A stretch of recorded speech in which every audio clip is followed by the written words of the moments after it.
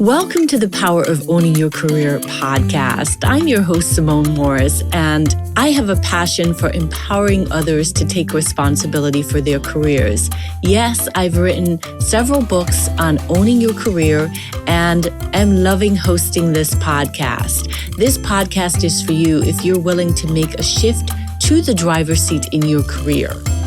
We feature leaders who inspire, empower, and motivate you for consistent career action for results. Please continue to join us every Sunday when a new episode is released. Let's get into this week's show.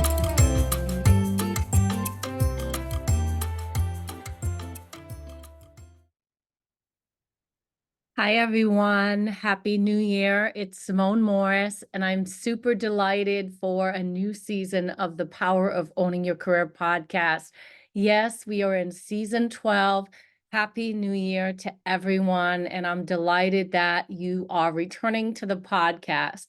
For those of you who would like to reach out, please at all times connect with me on social media. I'm on Instagram. I'm also on Facebook and LinkedIn. You can also go to our website, the SimoneMorrisEnterprises.org, and click podcast, and you'll be able to listen to all of the podcast episodes and also fill out the form to be a guest on the show. I'm excited for 2024. It's a new year. It always feels like an opportunity to hit the restart button in your career, because you get to come up with goals and think about how you want to develop professionally. If I had to share a couple things that you could do in terms of your career in the new year, one of the things I like to say is to make a plan for your professional development. So for me, with my team, on a weekly basis, we have a list of categories of different things that we do. And one of the categories that I have is professional development. And this allows me an opportunity to track the professional development that I'm doing on a weekly basis. So I know if I'm lacking in that area or not. There is a saying that has popped up for me numerous times, and that is, what gets measured gets done.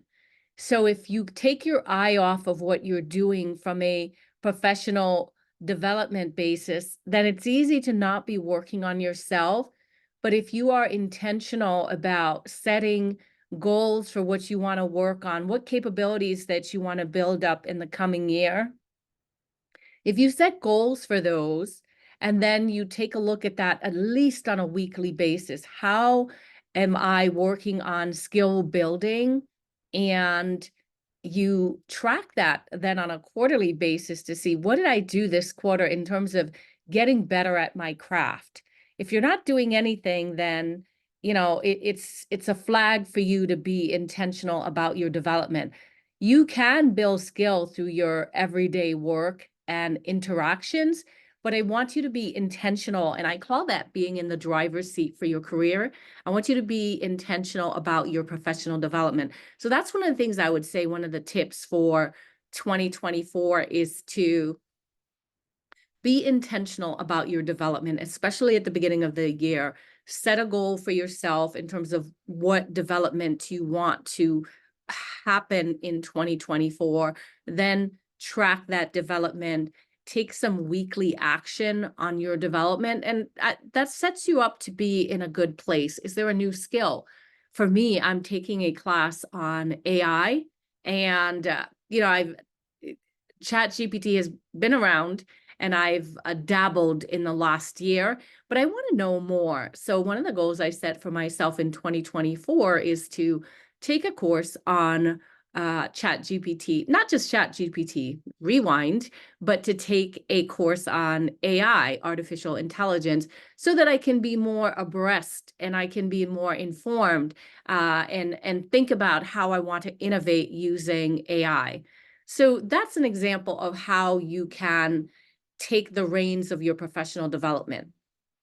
And the other thing is, I was talking to a client earlier this week, and I said, a coaching client that is, and I said, you've got to create a budget for your professional development. And then think about what you want to spend that budget on. And the reason I say to create a budget for your professional development is so that you're in the driver's seat for that. You get to decide what you spend it on. You don't have to jump through hoops or to get someone's permission to grow your skill set and to tell you what area it is you want to grow your skill set in. So that's something that I think others can really take advantage of, setting aside a budget, even if it's $1,000, whatever that budget is, and make that be about you and your professional development. Those are some things that it is my hope that they will help you in 2024. We do have on our website, again, that's the SimoneMorrisEnterprises.org. If you go to the store, we do have a template that you can download, very low priced in your professional development budget.